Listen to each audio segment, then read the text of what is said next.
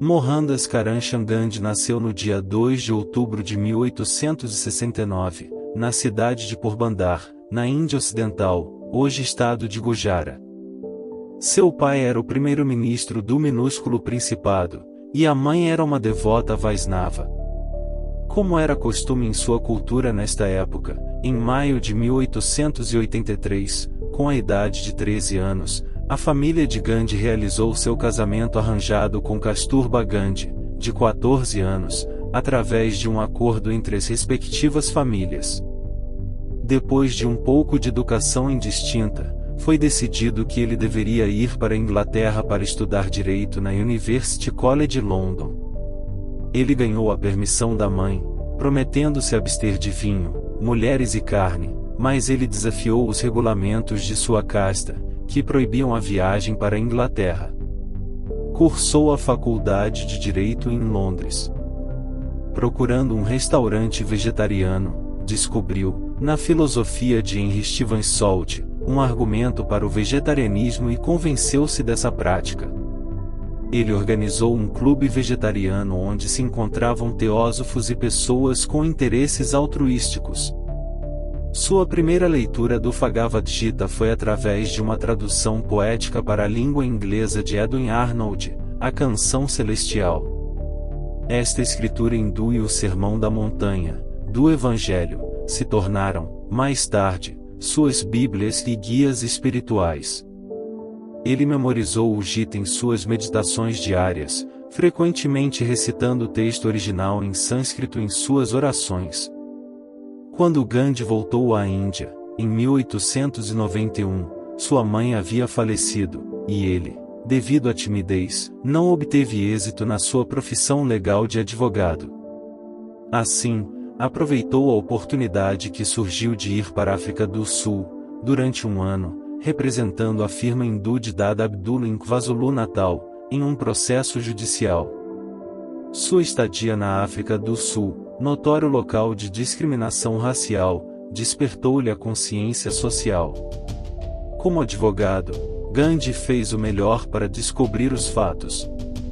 Depois de resolver um caso difícil, ele passou a ter notoriedade por sua atuação. Ele mesmo relata: "Eu aprendi a descobrir o lado bom da natureza humana e a entrar nos corações dos homens. Eu percebi que a verdadeira função de um advogado era unir partes separadas. Acreditava que o dever do advogado era ajudar o tribunal a descobrir a verdade, não tentar incriminar o inocente." Ao término do ano, durante uma festa de despedida, de retorno à Índia, Gandhi tomou conhecimento que uma lei estava sendo proposta para privar os hindus do voto. Os amigos dele insistiram: "Fique e conduza a briga para os direitos de nossos compatriotas na África do Sul."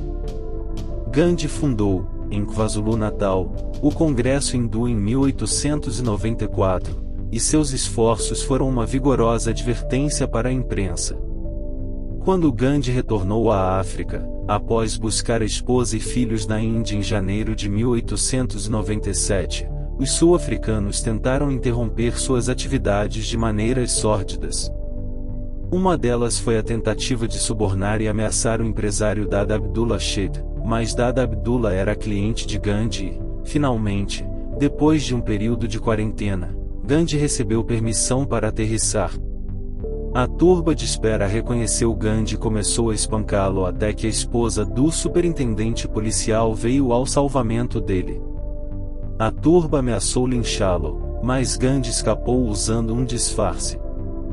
Depois, ele se recusou a processar os que o haviam espancado, permanecendo firme no princípio de controle do egoísmo com respeito à pessoa infratora, além de que tinham sido os líderes da comunidade do governo de Natal que haviam causado o problema.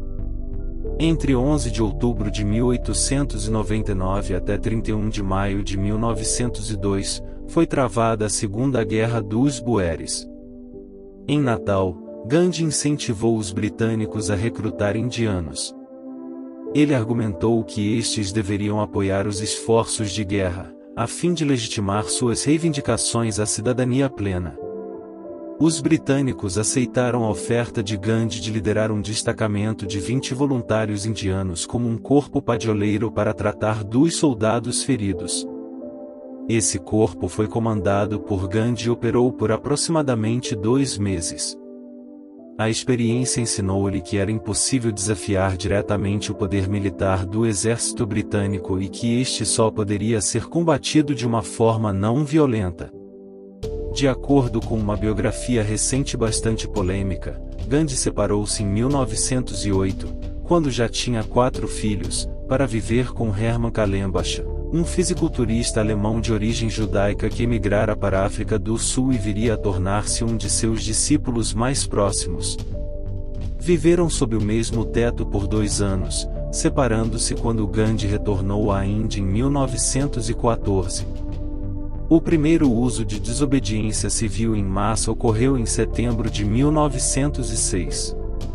O governo de Transvaal quis registrar a população hindu inteira.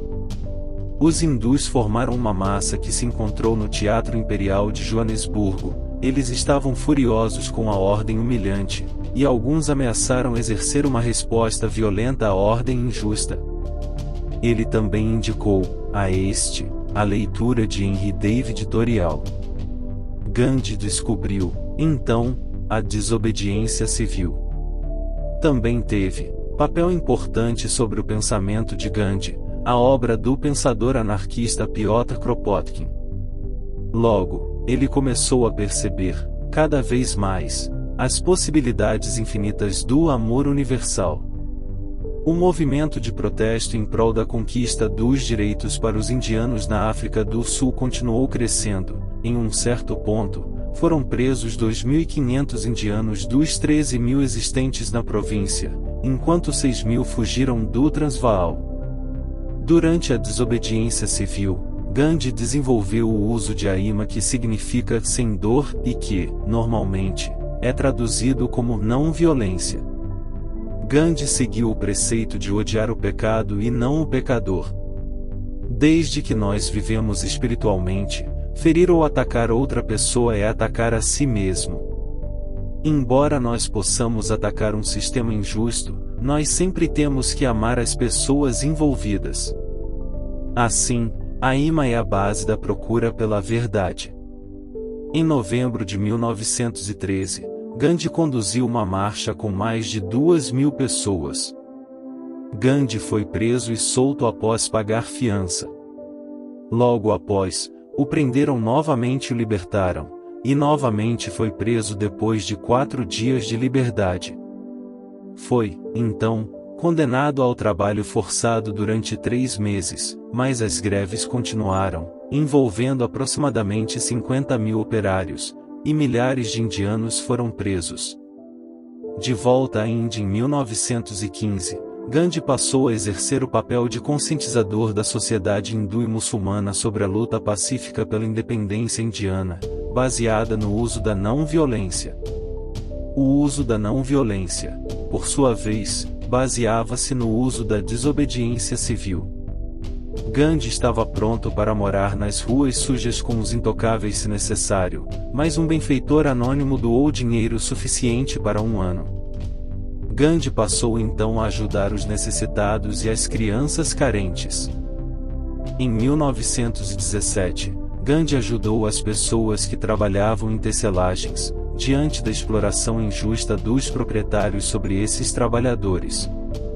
Ele foi detido, mas logo perceberam que o Mahatma era o único que poderia controlar as multidões. Em 1918, Andrews discordou das tentativas de Gandhi de recrutar combatentes para a Primeira Guerra Mundial, acreditando que isso era inconsistente com seus pontos de vista sobre a não-violência. Nas ideias de Mahatma Gandhi, Andrews escreveu sobre a campanha de recrutamento de Gandhi. Pessoalmente, nunca fui capaz de conciliar isso com sua própria conduta em outros aspectos, e é um dos pontos em que me encontrei em dolorosa discordância. O primeiro desafio de Gandhi ao governo britânico na Índia foi em resposta aos poderes arbitrários do Rowlatt Act de 1919. A Índia tinha cooperado com a Inglaterra durante a guerra, no entanto, lhe estavam sendo reduzidas as liberdades civis. Guiado por um sonho ou experiência interna, Gandhi decidiu pedir um dia de greve geral. Porém, a filosofia de Mahatma não foi bem entendida pelas massas, e violências estouraram em vários lugares. O Mahatma se arrependeu declarando que tinha feito um erro de cálculo, e cancelou a campanha. Gandhi realizou várias viagens ao longo de todo o território hindu, com a função de conseguir a conscientização em massa de todas as pessoas, mostrando a necessidade da prática da desobediência civil e do uso da não-violência. Durante finais dos anos 1920, Gandhi escreveu uma autobiografia retratando suas experiências vividas. Nesse livro, descreveu os erros cometidos, e o esforço de os superar. Por conseguinte, em 1930, Mahatma Gandhi informou, ao vice-rei, que a desobediência civil em massa iniciaria-se no dia 11 de março. Minha ambição é nada menos que converter as pessoas britânicas à não-violência, e, assim, lhes fazer ver o mal que fizeram para a Índia. Eu não busco prejudicar as pessoas. Gandhi decidiu desobedecer às leis do sal que proibiam os hindus de fazer seu próprio sal. Este monopólio britânico golpeou especialmente os pobres. Gandhi foi preso, mas o amigo dele, Sarojini Naidu, conduziu 2.500 voluntários e os advertiu a não resistir às interferências da polícia. De acordo com uma testemunha ocular, o repórter Miller de Webb, eles continuaram marchando até serem detidos por 400 policiais, mas eles não tentaram lutar. Enquanto preso em 1932, Gandhi entrou em um jejum em nome dos Arijas porque, a eles, tinha sido determinado que formassem um eleitorado separado. Poderia ser um jejum até a morte, a menos que ele pudesse despertar a consciência hindu. O assunto foi resolvido, e até mesmo templos hindus destinados aos intocáveis foram abertos pela primeira vez. No próximo ano, Gandhi fez um jejum de 21 dias para a purificação, e os funcionários britânicos, amedrontados de que ele pudesse morrer, colocaram-no na prisão. Gandhi anunciou que não se ocuparia da desobediência civil até que sua oração fosse completada. Já em 1938, ele exortou os judeus a defender os seus direitos, e se necessário, morrer como mártires. Uma caçada humana degradante pode ser transformada em uma postura tranquila e determinada, oferecendo-se, aos homens e mulheres desarmados, a força dada a eles por Jeová. Mahatma recomendou o uso de métodos não violentos aos britânicos para combater Hitler, já que não podia dar seu apoio a qualquer tipo de guerra ou matança. Porém, Gandhi continuou exercendo uma revolução não violenta para a Índia e, em 1942, ele e outros líderes foram presos. Ele decidiu jejuar novamente, sendo que apenas ele sobreviveu. Quando a guerra terminou, ele afirmou sobre a necessidade de uma paz real baseada na liberdade e igualdade de todas as raças e nações. Nos últimos anos de sua vida, ele havia dito: violência é criada por desigualdade, a não violência pela igualdade. Ele foi a uma peregrinação para Noaxali para ajudar aos pobres. A independência para a Índia era agora iminente, mas Jinnah, o líder muçulmano, estava exigindo a criação de um estado separado, e o Paquistão. Gandhi pregou em favor da unidade e tolerância, até mesmo lendo, às reuniões, o Alcorão. A filosofia de Gandhi e suas ideias sobre o Sati e o Ahimsa foram influenciadas pelo Bhagavad Gita e por crenças hindus e da religião jainista. O conceito de não-violência, Ahimsa, já faz parte há muito tempo do pensamento religioso da Índia e pode ser encontrado em diversas passagens dos textos hindus, budistas e jainistas. Gandhi explica sua filosofia como um modo de vida em sua autobiografia História de meus experimentos com a verdade, as minhas experiências com a verdade, em Portugal, The Story of My Experiments with Truth. Sendo lacto-vegetariano, Escreveu livros sobre o vegetarianismo enquanto estudava direito em Londres, onde encontrou um entusiasta do vegetarianismo, Henry Stevens Salt, nos encontros da chamada Sociedade Vegetariana. Ser vegetariano fazia parte das tradições hindus e jainistas. A maioria dos hindus no estado de Gujarat eram, efetivamente. Gandhi experimentou diversos tipos de alimentação e concluiu que uma dieta deve ser suficiente apenas para satisfazer as necessidades do corpo humano. Jejuava muito, e usava o jejum frequentemente como estratégia política. Gandhi renunciou ao sexo quando tinha 36 anos de idade e ainda era casado, uma decisão que foi profundamente influenciada pela crença hindu do Brahmacharya, ou pureza espiritual, largamente associada ao celibato. Também passava um dia da semana em silêncio. Abster-se de falar, segundo acreditava, lhe trazia paz interior. A mudez tinha origens nas crenças do Mona e do Shanti. Nesses dias, ele se comunicava com os outros apenas escrevendo. Depois de retornar à Índia de sua bem-sucedida carreira de advogado na África do Sul, ele deixou de usar as roupas que representavam riqueza e sucesso.